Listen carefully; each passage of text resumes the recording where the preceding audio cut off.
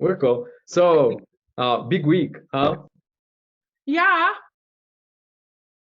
Any other So wins? I've got a deal closing Friday. If I look at my calendar, I've got a deal closing Friday. Claude's closes the following Friday. And then I have another deal closing on the Monday or the Tuesday. Wait, what? Like 3 closing? But two of those are like my own personal stuff.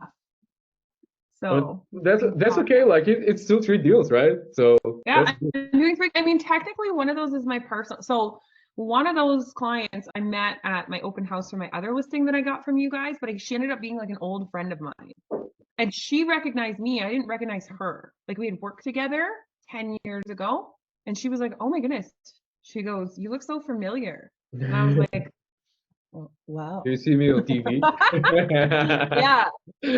And she was like, no. She goes, do you remember me? It took her a minute too. Like we really didn't recognize each other. And then she was like, did you work at the Deerfoot Casino? I was like, yeah, for 15 years. And she was like, so I've worked there for like 2 years. And I was like 10 years ago. And she had black hair and all those things. So no wonder I didn't recognize her. But yeah, we started working together after that, and then we closed on a house for her.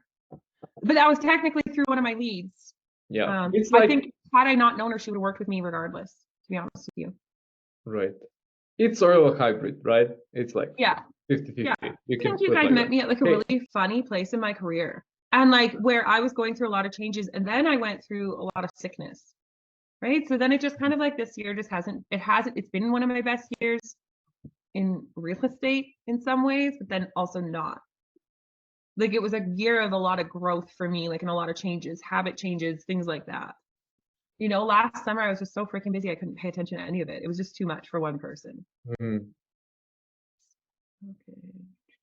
What's the biggest takeaway from last year for you? I need to, I don't know. My biggest takeaway from last year would be follow through. I need to work on, or like I don't know. A lot of things are personality based. Like a lot of my downfalls are part of my personality too. So like I have to recognize them and accept them. Right? Like 'cause I can be the type that puts like gets super hyper focused on stuff and put a ton of energy into it, and then I get burnt out. And then I just drop the ball in all areas. And then I'll like restart myself, put a ton of energy into it, and then drop the ball. Like I get fatigued. Just that's like a personality thing, you know, where it's like when I'm on my game, I'm like on it. When I'm off, I'm off. I can kind of relate to that. Yeah. I'm kind of the same. Like seasonal. Like I just need to be consistent. Seasonal, like I'm firing up the engines and then like I'm burning out and I just need to like regain everything, right? So and sometimes I feel like I don't get that. Like I really need it is when I feel like I'm the busiest and like I can't get a break. And then when I'm like fired up is when I've got to do. Right? you can just like match everything like it's supposed to be. It's gonna be perfect. Yeah. Yeah. Cool stuff. So what do you want to go over today, Catherine? Okay, so somebody calls me and then they're like, oh my God, I'm so happy I spoke. I don't know if you guys get any feedback about conversations I have with people, but they were like, wow, you just made me feel like so confident, so much better. Like not a scam, you know? I get a lot of that. And I'm like, yeah, like I'm just an agent here in Calgary. Like, look at my Instagram. Like and I have the difference I think is I'm not just selling it to them. Like I have a super honest conversation about being what my spiel, because the first 6 months, like I dropped the ball. They brought me in, 50 plus booked appointments, and I never went to one of them. Like I just let it die. And I said, could you imagine if I had actually done those? I said, I've taken it serious in September, and I've closed 5 deals. Plus, I've got another 10 on the way. Never mind the business I've done from what I've met through those people. I pulled a best. I can't even explain to you that I literally, my friend, this moment called me, called me off of October. And since then, her and I have become like same from my house.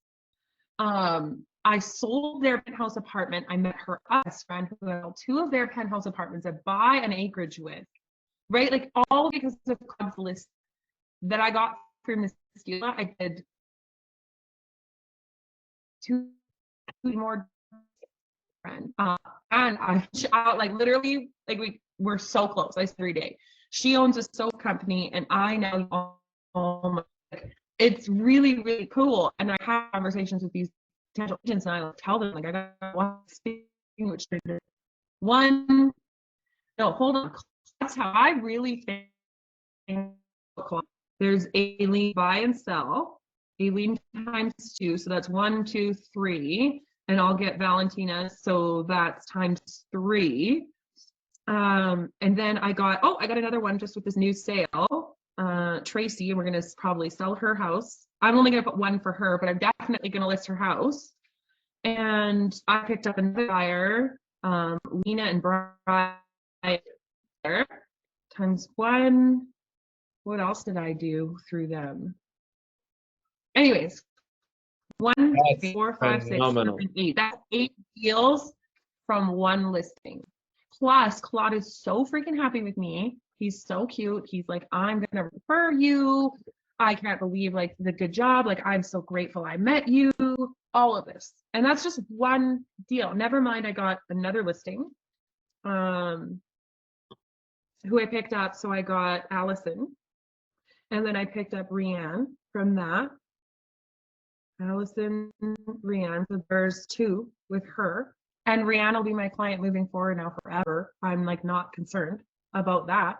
And like she's become a friend of mine. I'm trying to get out of this screen so I can at least like look. And then I have another listing coming up. And yesterday I have a pocket listing. I'm waiting for the client to get back from Arizona. His name's Victor, that I met off of the ad spend or like the system. And he's got $1 million house, and I might have sold it out of pocket yesterday. So yeah, it's not always about the how many leads, it's like what you do with them too. What you do with them. And exactly. I just think like had I picked up the phone last spring, where I'd be at now. And I think I'm so motivated to get my team going, like nothing gets missed, nothing. Yeah, I understand that like the more we spend, the more exponentially it grows. Because obviously I can't keep up with all of that. Who else do I have coming up? You're having so much fun with these people. But I think about it, I've had 1, 2, 3, 4, 5, 6, 7, 8. I've had 8 since October. 8 sales with the potential for 1, 2, 3, 4, 5 more. So that's 8 like acquired and 5 more potentially, right? Mm-hmm. That's amazing. Yeah, and 1, 2, 3, 4 closed. So 4 closed, 4 that I'm working on, and 4 that are going to happen in the future. For sure. Like those are like relationships made. And that's all from, that's not just exactly, that's like the one lead that brought me how many deals, right? Yep. And I think one of my agents did an open house at Claude's house and picked up a client as well. Wow. So it's like multiplying, like whenever you do like a good job with somebody and then like. Yeah, like you get 1 and it turns into like 5. Just off of a sign call, like Aileen, it's me, like that we met on a sign call in October, and she's literally my like best friend. Like she was here last night. They were so close. Even the day we closed our house, I said, okay, I don't want to be a realtor anymore. Just like, let's just be friends. And I was at her house the night before last night picking up soap for my mom.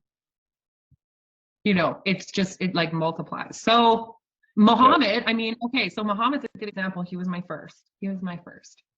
Oh, that's so sweet. Mohammed.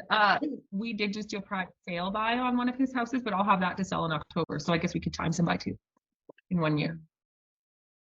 That's cool. I'm curious, like, what's it like the total, like roughly, like the total commission you've made, like out of those, like, did you say like 8 or plus? Let's say I make a minimum of, I wouldn't say 10,000 because I pay brokerage fees and stuff. Let's say I make a minimum of 8. Yep. And that'll average out whether it goes over or under that number. So 1, 2, 3, 4, 5, 6. So 60,000. 60,000. We haven't like I haven't been paid for all of this yet. Mm-hmm. Yes. Good thing I have your charger right here. Sorry. Um, so 60,000, 70,000, 80,000. And then if I add in those other ones, yeah, it's like 160 grand. And if I do that like $1 million buy, that's like double. That's like 20 grand. Nice. So that $1 million sell will be more. Is that like, let me know if I got this right. So it's 80 plus 60 coming up, or what, am I wrong? Okay, so I've closed 1, 2, 3, 4. 4 that I've been paid for. One. Got to see it. Now you got to get me. So let's say 8,000 times 4. So I'm at 32,000 just with the ones I've closed. So that's my RO. Then I've got Allison closing, Rianne closing. So 8 times 2. I've got Manuela plus 1. Victor will actually be more like 20 grand. So I'm going to count him as 2. And then I've got 8.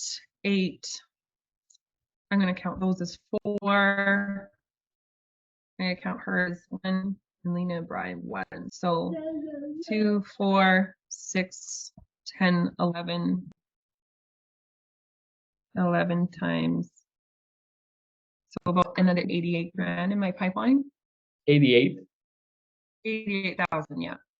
So the leads that I've been paid for are my return on investment, 88,000 coming up. My pipeline coming up, yeah. Yeah, no, like I just Tommy, I'm like kicking myself in the you know what, because had I done this in last June and July, August, where would I be? That's 4 months that I just kind of, it's not that I didn't take it seriously. Like I had also done a lot of leads by that point. I think I was also burnt out from hearing the word no or this or that, or because they were cold leads. And I also didn't have a process set up. So once that process got set up and that listing presentation, and I got quite comfortable with it. I'm not saying I didn't do anything in those months, but obviously I went to places where people were, excuse me,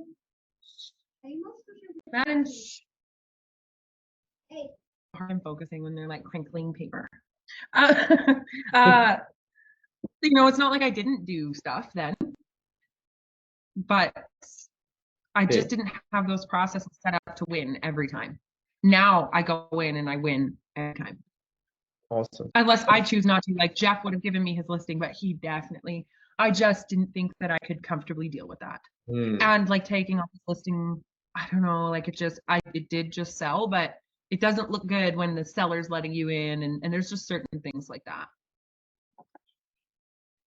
Gotcha. So yeah, it's like definitely like getting like all the systems in place and also like the flow of it and the confidence, right? From what you're saying. Yeah. So you can now I'm like set up to win. You can probably like take on anything right now, right? You're set for it. Yeah. That's awesome. So I think it's time like to let like what didn't happen aside and just focus on, best entrepreneurs are doing that. Like, most of the people are just kicking themselves for what they've missed on, and like by doing that are missing on the upcoming opportunities, right? And only after like an opportunity passes, you see it as an opportunity. Does that make sense?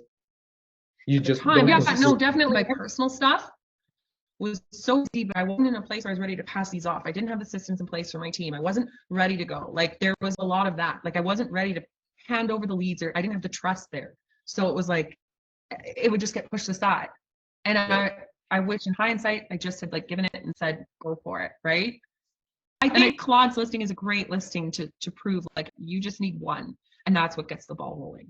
Because from his listing, if I look at that 1, 2, 3, 4, 5, 6, 7, 8. That's 8,000 times 8, $64,000 just off that one listing. Whether closed or in the pipeline. Just from Claude's listing, right? Just from Claude's listing, yeah. Nice. Is that because like because like you broke the record, you're practically like over? No, this was all before.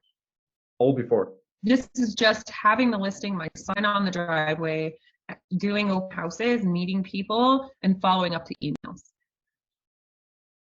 That's amazing. Yeah, like one lady, the day Claude's listing went up for sale, She sent me an email. Oh yeah, it was the realtor.ca lead, and she just said, "Hi, Katherine. I was wondering if this had a case this week." I responded to her email, and I don't know what I said. Basically, we've sent 21 emails since then. So she just checks in with me every couple of months. Then the other day, I kind of was able to let her know where we were at with the sale, and yeah, we're pending, and it's going to break a record, and I can't tell you, and here's a CMA.